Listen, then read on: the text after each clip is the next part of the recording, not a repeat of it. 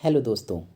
मैं अश्वथ, आपका दोस्त और होस्ट, लेकर आया हूँ हिंदी कहानियों का संसार, हिंदी ऑडियो बुक। दोस्तों, आज की कहानी है मुंशी प्रेमचंद द्वारा लिखित ठाकुर का कुआं, जिसका प्रथम प्रकाशन हिंदी साप्ताहिक जागरण अगस्त 1932 में हुआ था। तो प्रस्तुत है मुंशी प्रेमचंद द्वारा लिखित कहानी ठाकुर का कुआं।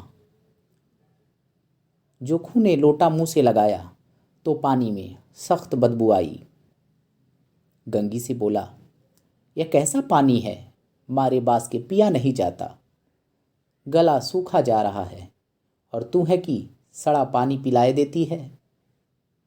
गंगी प्रतिदिन शाम को पानी भर लिया करती थी। कुआं दूर था, बार बार जाना मुश्किल था। कल वह पानी लाई तो उसमें बू बिल्कुल न थी। आज पानी में बदबू कैसी। लोटा नाक से लगाया तो सचमुच बदबू थी। जरूर कोई जानवर कुएं में गिरकर मर गया होगा। मगर दूसरा पानी आवे कहाँ से? ठाकुर के कुएं पर कौन चढ़ने देगा? दूर से लोग डांट बताएंगे। साहू का कुआं गांव के उस सिरे पर है, परंतु वहां भी कौन पानी भरने देगा? चौथा कुआं गांव में है ही नहीं। जोखू कई दिन से बीमार है। कुछ देर तक तो प्यास रोके चुप पड़ा रहा, फिर बोला, अब तो मारे प्यास के रहा नहीं जाता। ला थोड़ा पानी नाक बंद करके पी लूं। गंगी ने पानी न दिया।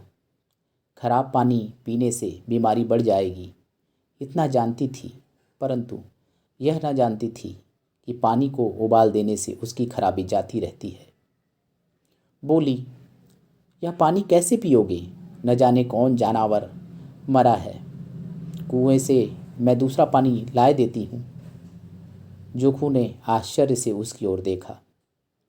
दूसरा पानी कहाँ से लाएगी? ठाकुर और साहू के दो कुएं तो हैं, क्या एक लोटा पानी न भरने देंगे?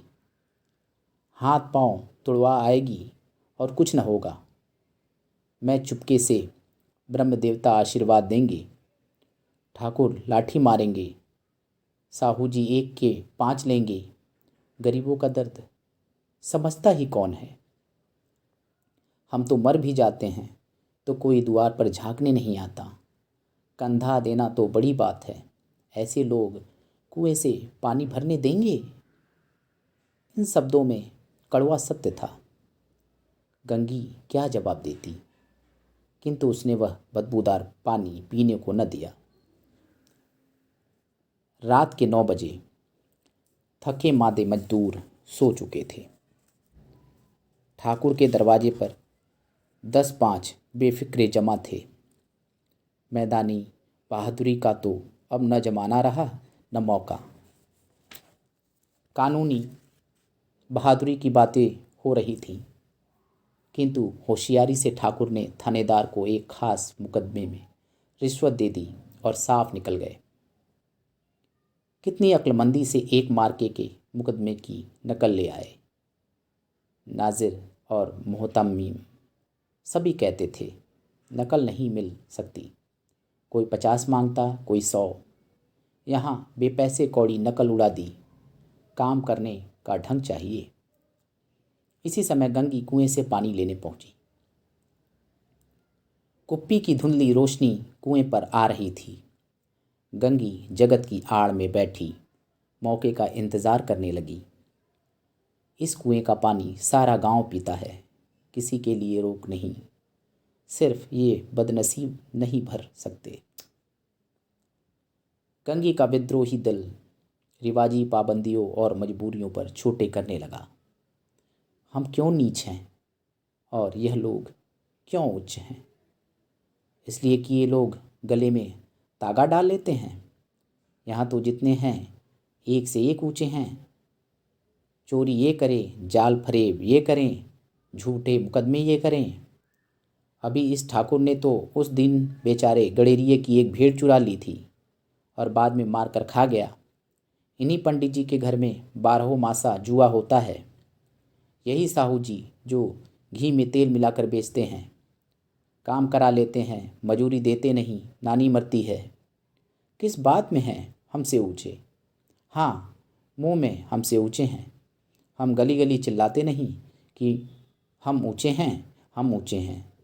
कभी गांव में आ जाती हूँ तो रस भरी आँखों से देखने लगते हैं, जैसे सबकी छाती पर सांप लौटने लगता है। परंतु घमंड यह कि हम ऊँचे हैं। कुएं पर किसी के आने की आहट हुई।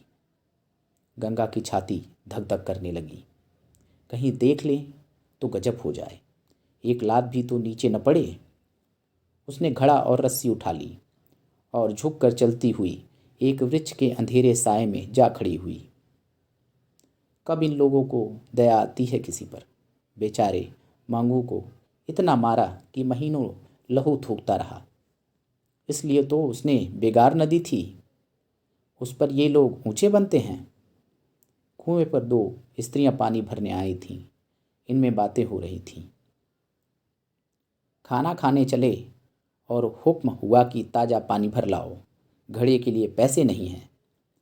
हम लोगों को आराम से बैठे देखकर जैसे मर्दों को जलन होती है।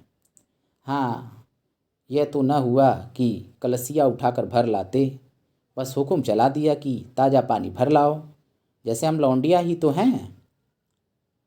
लौंडिया नहीं तो और क्या हो तुम? रोटी कपड़ा नहीं पाती, 10-5 रुपए छीन झपट कर ले ही लेती हो, और लौंडिया कैसी होती है? मत जलाओ दीदी, छिन भर आराम करने को जी तरस कर रह जाता है। इतना काम किसी दूसरे के घर कर देती तो इससे कहीं आराम से रहती। ऊपर से वह एहसान मानता। यहाँ काम करते करते मर जाओ, पर किसी का मुंह ही नहीं सीधा होता। दोनों पानी भरकर चली गईं तो गंगी वृक्ष की छाया से निकली और कुएं के जगत के पास आई। बेफिक्रे चले गए थे। ठाकुर भी दरवाज़ा बंद कर अंदर आंगन में सोने जा रहे थे। गंगी ने क्षणिक सुख की सांस ली। किसी तरह मैदान तो साफ हुआ। अमृत चुरा लाने के लिए जो राजकुमार किसी जमाने में गया था, वह भी शायद इतनी सावधानी के साथ और समझ बूझ कर न गया होगा। गंगी दबे पांव कुएं के जगत पर चढ़ी। विजय का ऐसा अनुभव उसे पहले कभी न हुआ था। उसने रस्सी का फंदा घड़े में डाला, दाएं बाएं चौकन्नी दृष्टि से देखा, जैसे कोई सिपाही रात को शत्रु के किले में सुराख कर रहा हो। अगर इस समय वह पकड़ ली गई तो फिर उसके लिए माफ़ी या रियायत की रत्ती भर उम्मीद नहीं। अंत में देवताओं को याद करके उसने कलेजा मजबूत किया और घड़ा कुएं में डाल दिया। घड़े ने पानी में गोता लगाया, बहुत ही आहिस्ता, ज़रा भी आवाज़ न हुई। गंगी ने 2-4 हाथ जल्दी जल्दी मारे। घड़ा कुएं के मुंह तक आ पहुंचा। कोई बड़ा शहजोर पहलवान भी इतनी तेजी से उसे न खींच सकता था। गंगी झुकी कि घड़े को पकड़कर जगत पर रखे कि एकाएक ठाकुर साहब का दरवाज़ा खुल गया।